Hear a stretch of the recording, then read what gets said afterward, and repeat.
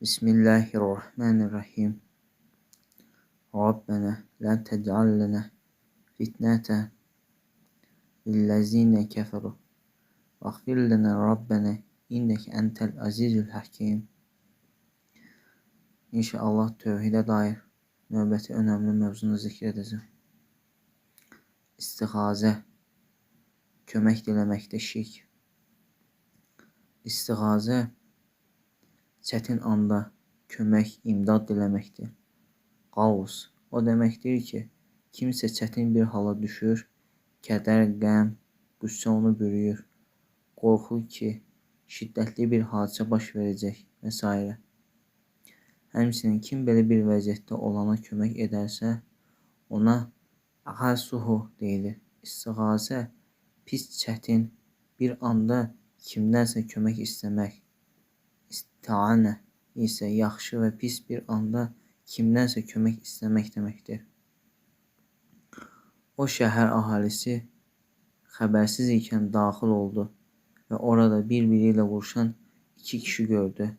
Biri onun tərəfdarlarından, o biri isə düşmənlərindən idi.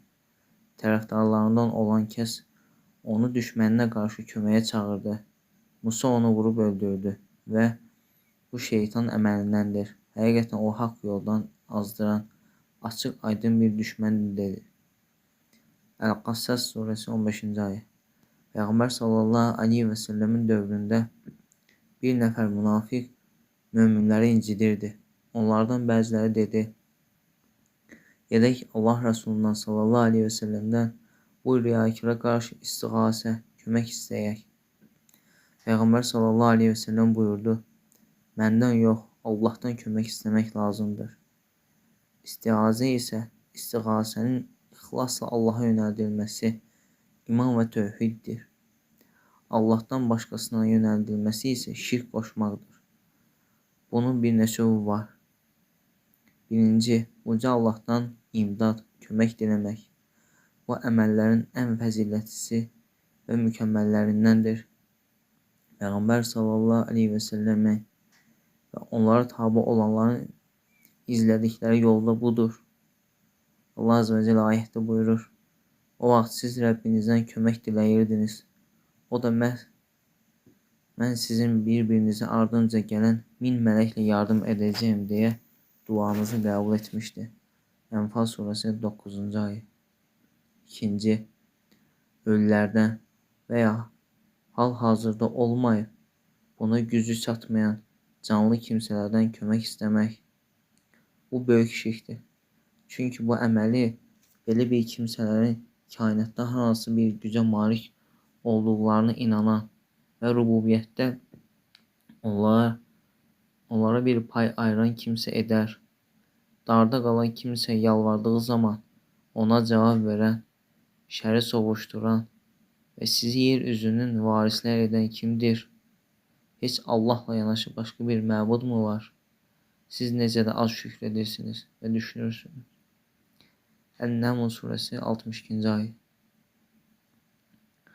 Məsələn, ölü sahibindən və ya diri bir kimsədən elə bir şey istəyirsən ki, bunu yalnız Allah Subhanahu wa Taala qadirdir. Qorxaraq, zəlil olaraq, ümid edərək edirsənsə, yalnız Allahın qadir olduğu bir şeyi ondan diləsən şirk olur. Ey filan kəs, ehtiyaclarımı ödə, problemlərimi həll et, ruzi ver, şəfa ver və s.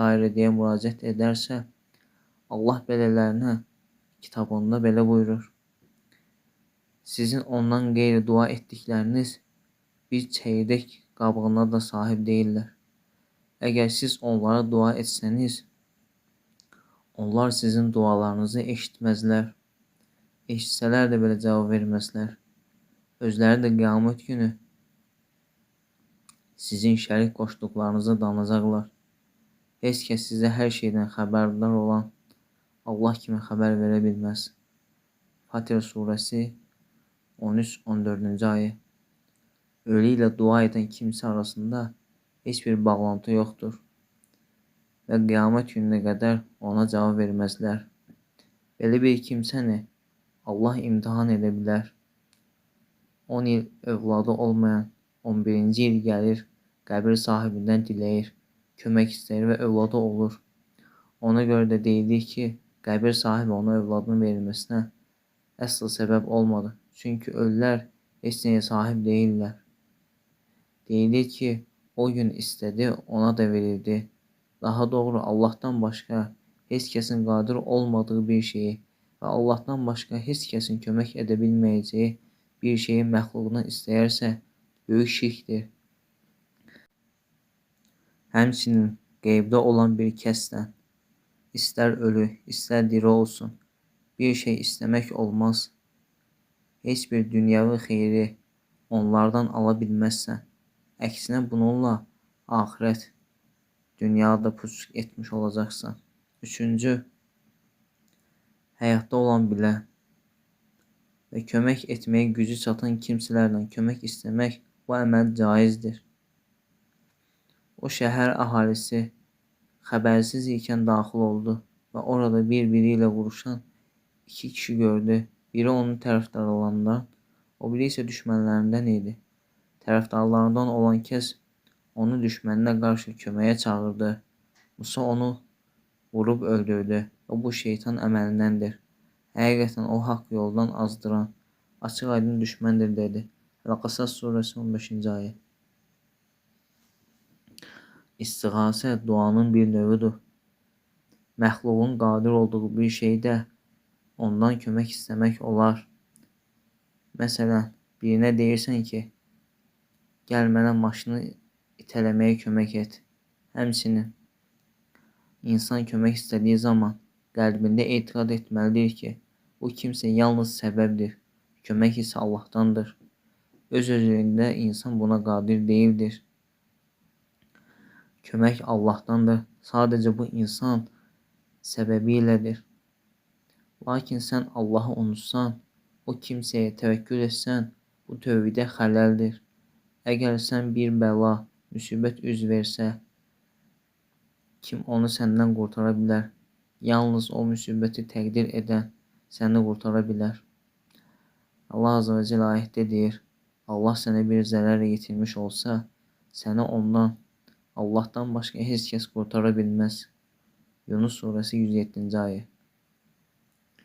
4-cü, gizli, qeybi bir qüvvəyə sahib olduğuna inanmadan, gücü çatmayan, həyatda olan bir kimsədən yardım istəmək, məsələn, suda boğulan bir kimsənin üzməyi bacarmayan, xəstə bir adamdan yardım istəməsi və s.